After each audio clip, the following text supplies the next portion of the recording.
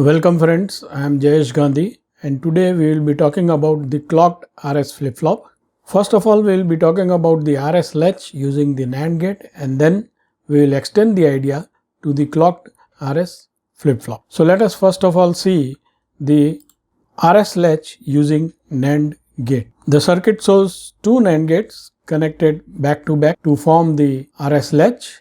The output of the first NAND gate drives the input of the second NAND gate and the output of the second NAND gate drives the input of the first NAND gate. So you have got cross connection between the two NAND gates and the other two input which are given to the NAND gates, that is S bar and R bar, they both are complement inputs. First of all, let us see the truth table of NAND gate and try to understand the logic behind that. Looking at the truth table, you find that if any input of the NAND gate is 0, then the output is 1 always. If and only if both the inputs are 1, the output is 0. So this is the AND gate logic, and based on that we will try to understand this circuit. So the first condition, S is equal to 0, R is equal to 0. So at the S input the value will be 1 and at the R input the value will be 1 since they are complemented.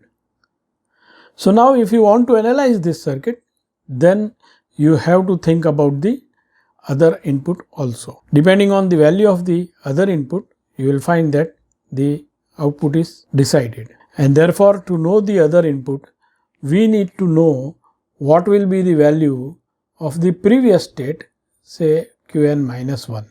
So if this is Qn, then the value of Qn minus 1 we should know. Then only we can understand what will be the output.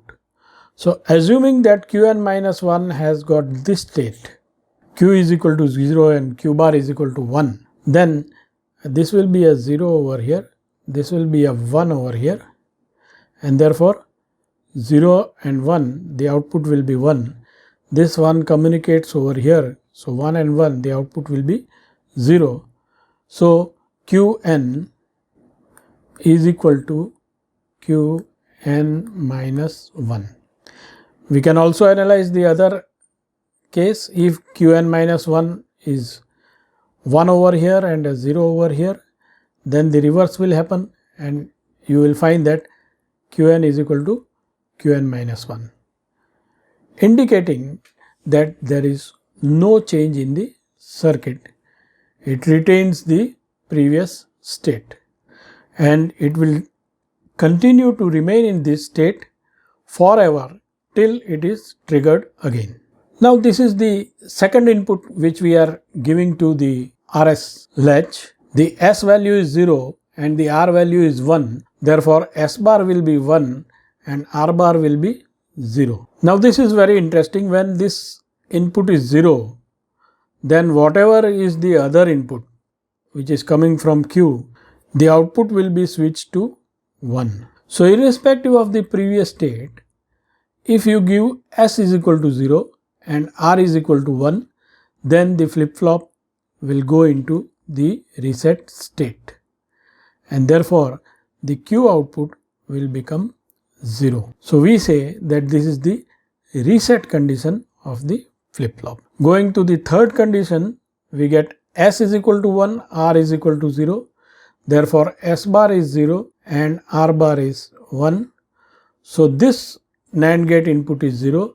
Therefore this output will be forced to 1 and this will be forced to 0. As a result, we say that the flip-flop will go into the set state. So up to these three conditions, the flip-flop is okay with us. But the fourth condition is a bit challenging, where both the inputs are 1. Therefore this will be 0, this will be 0. So both the AND gate outputs tend to become 1, 1. And then if you see the 1 which communicates over here, so 1, 0 the output is 1, 1, 0 the output is 1.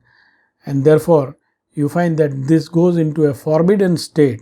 As soon as you remove this input condition, then the output of the latch is not predictable. Till it is 0, 0, the output will be 1, 1. But as soon as you remove these zeros, then you cannot predict whether Q will be 1 or Q bar will be 1. And as a result, you say that this state is forbidden, it is not allowed, because the behavior of the RS latch becomes unpredictable. So we have to always avoid this input condition. Now after this, what we want to do is we want to add one more control signal, because the flip-flops R and S values, depending on the values, you will find that the flip-flop will behave, and it is also having an unpredictable situation. So now we want to introduce one more signal, input signal, to this RS latch to make it an RS flip-flop, and that input signal, control input signal, is called the clock. So this is the clock over here. This clock plays a very important role in the flip-flops and the sequential logic circuits.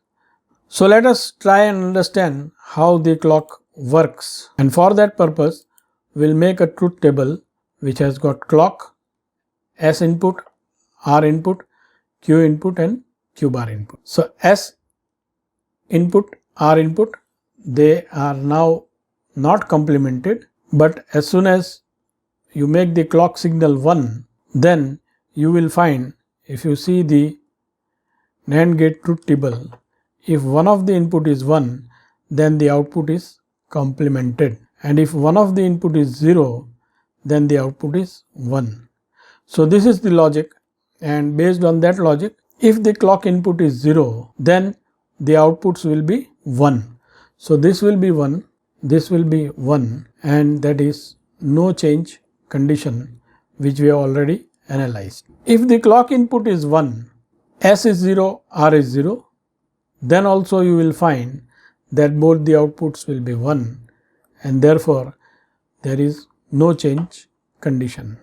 If the clock is 1 and S is equal to 0, R is equal to 1, so S is equal to 0, R is equal to 1, and if clock is equal to 1, then 1 1 the output is 0, 1 0 the output is 1, and as a result you find that the reset signal is passed and the output is forced to a 0 value. This is 0, therefore this will be 1, and therefore this will be forced to a 0 value. If you see the next condition, then the clock is 1, the set is 1 and the reset is 0. So set is 1, the reset is 0. So this input is 0, clock is 1, so this is 1, this is 1. So 1 1 the output is 0 and 1 0 the output is 1, and therefore a set signal is passed and you find that the flip-flop will set, Q output will be 1. And the last condition, if clock is 1, set is 1 and reset is also 1, then this will go in 0 0 condition, and that is the forbidden condition. So the circuit once again goes into the forbidden condition.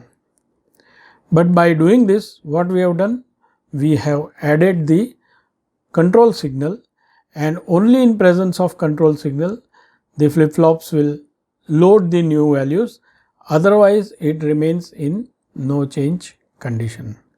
So if clock is 0, there is no change. If clock is 1, then only the inputs will be loaded into the flip-flop. And the last condition we have always to take care of, because that is a forbidden condition. So this is the idea of the clocked RS flip-flop. Thank you very much for your time. Please hit the like button, subscribe to the channel and hit the bell icon to get all the future notifications. Thank you very much.